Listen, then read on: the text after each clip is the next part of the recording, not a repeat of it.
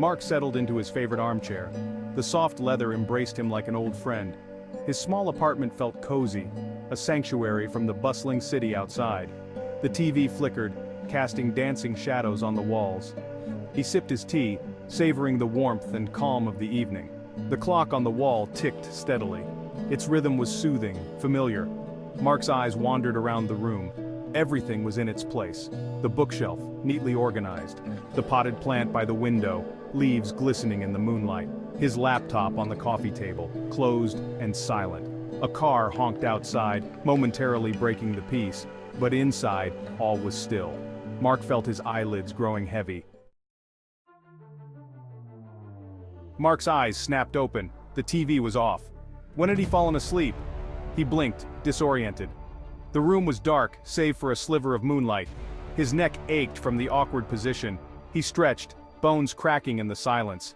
Something felt off. He reached for his phone, 2:37 a.m., way past his usual bedtime.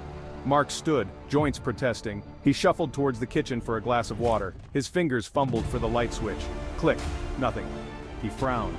Had the bulb burned out? The faucet sputtered, then flowed. The water was oddly warm. Mark's brow furrowed. He always left it on cold. He shrugged it off. Probably just his sleepy mind playing tricks. He gulped down the water, then headed for the bedroom. Time to salvage what was left of the night. As he passed the hallway mirror, something caught his eye. A flicker of movement. He froze, heart suddenly racing. But when he looked closer, only his own reflection stared back. Mark settled into bed, pulling the covers up to his chin. The sheets felt cold, unwelcoming. He closed his eyes, willing sleep to come. But his mind raced. Every creak, every whisper of wind seemed amplified. He tossed and turned, unable to find comfort.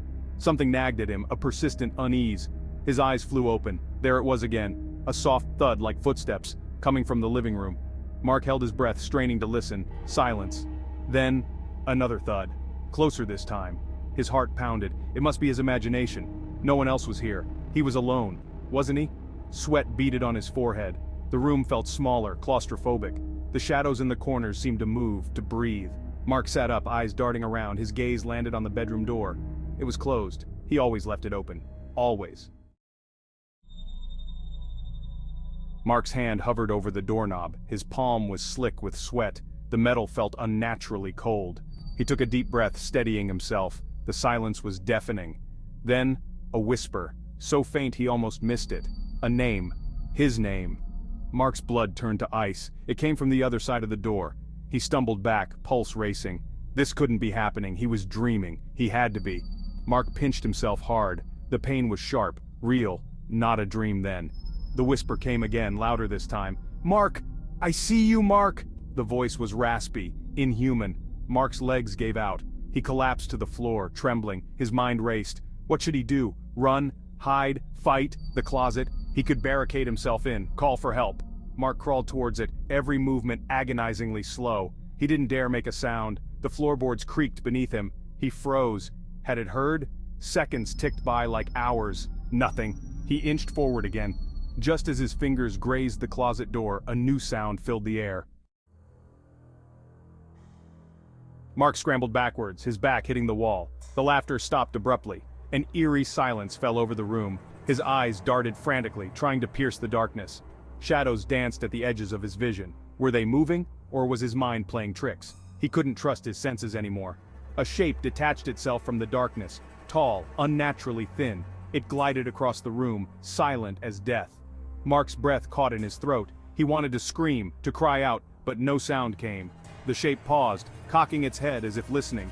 Then it turned, facing Mark directly. 2 pinpricks of light gleamed where eyes should be. Mark's heart hammered against his ribs. He was sure it would burst from his chest. The shape took a step closer, then another. Its movements were jerky, inhuman, like a marionette controlled by unseen strings. Mark pressed himself against the wall, willing it to swallow him whole. Mark's eyes flew open. The shape was gone. He blinked, disoriented, just shadows and familiar shapes. He let out a shaky breath. He needed water, fresh air. Mark took a tentative step towards the door. The floorboard creaked loudly. He winced at the sound. It seemed to echo in the stillness. One more step. Mark held his breath, listening intently. There it was again. It wasn't his imagination this time, someone was out there. He looked down. A baseball bat. Mark's fingers closed around the smooth wood. A weapon, a chance. He gripped it tightly, knuckles white. Mark's hand closed around the doorknob. He took a deep breath, steeling himself. In one swift motion he yanked the door open. The hallway yawned before him, pitch black. He squinted, trying to make out shapes in the darkness. Nothing moved, but he could feel it. A presence, watching, waiting. Mark raised the bat, ready to swing. He took a cautious step into the hall, then another. The floorboards groaned beneath his weight. Each creak sounded like a gunshot in the silence. His eyes darted left and right. Shadows seemed to shift and dance. Was that movement by the bathroom door, or just his imagination? Mark's palms were slick with sweat. The bat felt heavy, unwieldy. A soft thud from the living room made him jump. His heart pounded so hard he was sure it would give him away. Mark pressed himself against the wall, inching towards the sound. The living room doorway loomed ahead, a rectangle of deeper darkness. He paused at the threshold, listening. Nothing. He peeked around the corner. Empty. Or was it? Something brushed against his ankle. Mark bit back a scream. He stumbled backwards, swinging the bat wildly. It connected with something solid. A crash. Breaking glass. He'd hit the hallway mirror. Mark kicked and thrashed, fighting against unseen hands. His fingers scraped against the wall, searching for purchase. They found the bathroom doorknob. With a desperate lunge, he hurled himself inside, slamming the door shut. He fumbled for the lock, twisting it with shaking hands. For a moment all was quiet, then a soft scratch at the door, like nails on wood. He stumbled to the sink, gasping for air. His trembling fingers found the light switch. Bright fluorescent light flooded the small space. Mark squinted, momentarily blinded. When his vision cleared, he caught sight of his reflection. He looked wild, terrified. A stranger stared back at him, dark circles under bloodshot eyes, hair matted with sweat. Was this really him? The scratching at the door grew louder, more insistent. Mark's eyes darted around the bathroom, searching for a weapon, an escape. The window was too small. No way out there. His gaze landed on the medicine cabinet. Maybe there was something inside he could use. He yanked it open. Pill bottles rattled. Band-aids, toothpaste, nothing useful. A loud thump against the door made him jump. The wood groaned under the impact. It wouldn't hold for long. Mark's hand closed around a pair of scissors. Not much, but better than nothing. He gripped them tightly, backing away from the door. His back hit the cold tile wall. Nowhere left to run. He was trapped. A shrill ring cut through the air. Mark's eyes snapped open. His phone. He'd forgotten he'd slipped it into his pocket earlier. With trembling fingers, he fished it out. Unknown number. Mark's thumb hovered over the screen. Another ring. He swiped to answer. Mark, hello? His voice was barely a whisper. Static crackled on the line. Then, a voice, familiar yet distorted. Voice. Mark. Mark, is that you? It was his own voice, but how?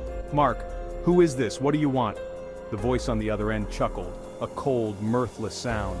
Voice. You know who this is, Mark. You know what I want. Let me in. Mark's blood ran cold. This wasn't possible. He was losing his mind. The line went dead. Mark stared at the phone, uncomprehending. The silence stretched on, oppressive. Mark's mind raced. What did it mean he couldn't escape himself? Was this all some elaborate hallucination? A mental breakdown? He looked at his reflection again. Something was off. The face in the mirror didn't quite match his movements. It smiled when he frowned, winked when he blinked. Mark stumbled back, horrified. The reflection reached out, its hand pressing against the glass, and then, impossibly, it began to push through. Mark watched in horror as the hand emerged from the mirror. It was followed by an arm, a shoulder, a head. His own face stared back at him, but wrong. The eyes were too bright, the smile too wide. The doppelganger pulled itself fully into the bathroom. The doppelganger stood there, head cocked, studying Mark with an unnerving intensity. Doppelganger. Hello, Mark, it's time we had a chat. Mark brandished the scissors, hands shaking. Mark, stay back, don't come any closer. The doppelganger laughed, a chilling sound. Doppelganger, or what? You'll hurt me? Hurt yourself? It took a step forward. Doppelganger, you can't run from this anymore. From me, from what you've done. Mark's back hit the wall. There was nowhere left to go. Mark, I don't understand, what do you want? The doppelganger's smile faded. Its eyes grew cold, hard. Doppelganger, justice, redemption. You thought you could just forget, move on? But I remember, Mark. I remember everything. Images flashed through Mark's mind, a dark road, screeching tires, a scream cut short. He shook his head violently, trying to dispel the memories. Mark, no, that was an accident. I didn't mean to. The doppelganger cut him off. Doppelganger, lies! You left her there to die. You ran, like the coward you are. It lunged forward, hands outstretched. Mark slashed wildly with the scissors. They passed through the doppelganger like smoke. It laughed again, a sound of pure malice. Doppelganger, you can't hurt me, Mark. I'm not really here. I'm in your head. I'm your guilt, your shame, and I'm never going away. Mark's legs gave out. He slid down the wall, collapsing to the floor. The doppelganger loomed over him, a twisted reflection of his own face. Mark, what do you want from me? I'm sorry, I'm so sorry. The doppelganger knelt down, its face inches from Mark's. Doppelganger, sorry isn't enough, you need to pay, to make it right. A pounding on the bathroom door made them both turn. Police! Police! Open up! A voice called. Mark's eyes widened in confusion. The police? How? The doppelganger smiled, a cruel twist of lips. Doppelganger, I called them.